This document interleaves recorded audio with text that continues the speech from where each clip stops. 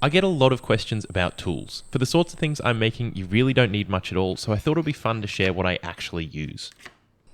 Everything I make is made on a spare desk in the study of my apartment, and all my tools pack away into a cardboard box that goes into the cupboard. Except for that. Even though it sometimes feels like it, you don't actually need a massive workshop full to the brim with expensive stuff to make things. I could make a whole video about why I use hand tools, but especially while you're just getting into it, hand tools are generally a lot cheaper, more accessible and smaller, so you don't need heaps of money or space to give things a go. Alright, that's enough yapping, so in no particular order, the first thing you'll need is some sort of cutting tool. Chopping things to length is a fundamental for any sort of making, whether you're crafting with paper, wood, metal, fabric, or anything else.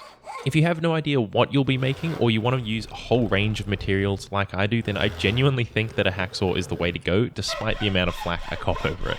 You can use it on a whole range of materials, making it a very versatile bit of kit. You can definitely get more specific with the choice of cutting tool though, and in fact I got myself a pull saw because most of the time I'm cutting wood, but a hacksaw can take you a very long way. A lot of the time I find that two hands just won't cut it, so next on the list is some clamps, but any sort of work holding will do the trick. Just like a hacksaw, I find that you can use clamps in heaps of different ways, making them a real bang for buck tool to have. Obviously you can use them to hold things down to your work surface, or for holding bits together while gluing and whatnot. I'd recommend getting at least 2 clamps, because then you can not only hold larger things or more things at once, but you can also use them as a makeshift vise, which I've used a bunch of times to get things in a better position for sawing and drilling. Speaking of drilling, that would be next on the list, some method of making holes, which, like cutting, is useful in just about every form of making. I use a hand drill because that's what I've got, but I don't actually know how easy these are to find these days. Mine belonged to my grandpa, and I actually think that the hand drill goes kinda hard. If you want one for yourself, maybe look at second-hand shops or garage sales, but if you can't find one, I think power drills are pretty affordable these days, and if worse comes to worse, you can just clamp your drill bit onto the bench and spin your material instead. I'd just like to take a quick break and say thank you so much for watching my videos. I really appreciate it, and a special thank you to the channel members. If you want to help support the channel, you can see what's on offer by clicking the join button below. Of course, it's absolutely no worries if not, just being here and giving the video a like is already so much support, so thank you once again. Now, one of the main reasons for drilling holes is to fill them with screws, so a screwdriver set comes in handy. You could probably get away with a single Phillips head and flathead screwdriver, but if you're regularly using different size screws, you can get sets that have a bunch of sizes, which I've found comes in handy all the time. Now, obviously, screwdrivers are good for driving screws, but they're also essential for taking things apart, which is something I do a lot of, so I can reuse parts to give them a new life. Flathead screwdrivers are also really handy for prizing things apart and getting lids off paint tins and things like that. Another way of holding things together is using nails, which means you'll need a hammer. Having said that, every tool's a hammer.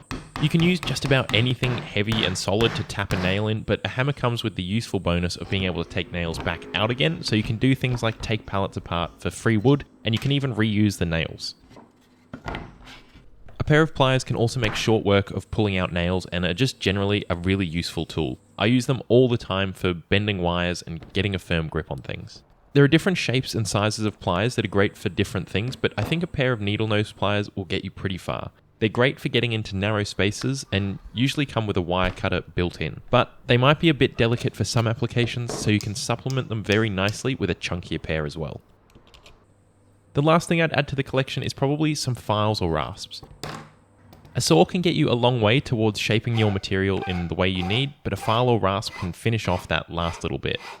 I only very recently found out that files and rasps are not the same thing, and if you're also unsure about the difference, my understanding is that a rasp is more aggressive and will take off more material, whereas a file will be better for finer work and leave a better surface finish.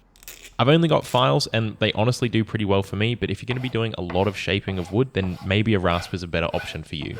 Like screwdrivers, files often come in sets, and I've found the different sizes and shapes to be really useful in different situations, so it might be worth looking at what's available.